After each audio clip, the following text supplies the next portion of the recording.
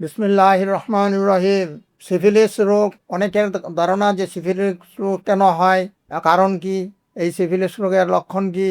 অনেকে এই রোগে আক্রান্ত হয়ে বুঝতে না পেরে চিকিৎসা ঠিকমতো করতে পারতেছে না, ডাক্তারের কাছেও যায় না। এই জন্য আমি আপনাদের কাছে সিফিলিস রোগ সম্বন্ধে কিছু আলোচনা করতেছি।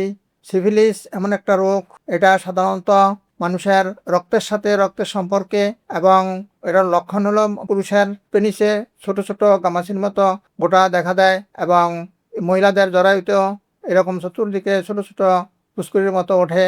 এগুলি নিয়ে তখন বিভিন্ন মলম ব্যবহার করে।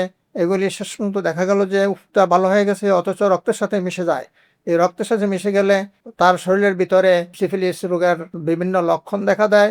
অন্যান্য জায়গায়ও এরকম ফুসকুড়ির মতো গোটার মতো উঠতে পারে, এবং সুচিকিৎসা না করলে তার সন্তানদেরও এরকম হইতে পারে। বংশানুক্রমে এগুলি আস্তে আস্তে ছড়ায়া যাইতে পারে। এই জন্য সিফিলিস রোগের প্রথম অবস্থায় আপনাদের ডাক্তারের শরণাপন্ন হতে হবে। আমাদের কাছে সিফিলিস রোগের লক্ষণগুলি বললে আমরা ওষুধের ব্যবস্থা করে দিতে পারি।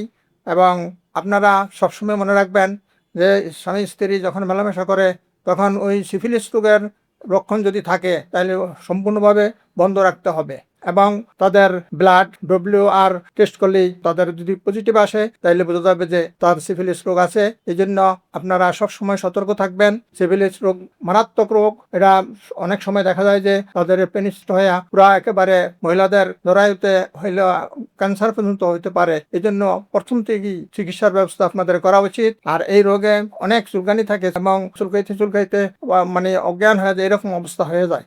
কিন্তু এর আগেই আপনাদের চিকিৎসা সম্পন্ন হতে হবে।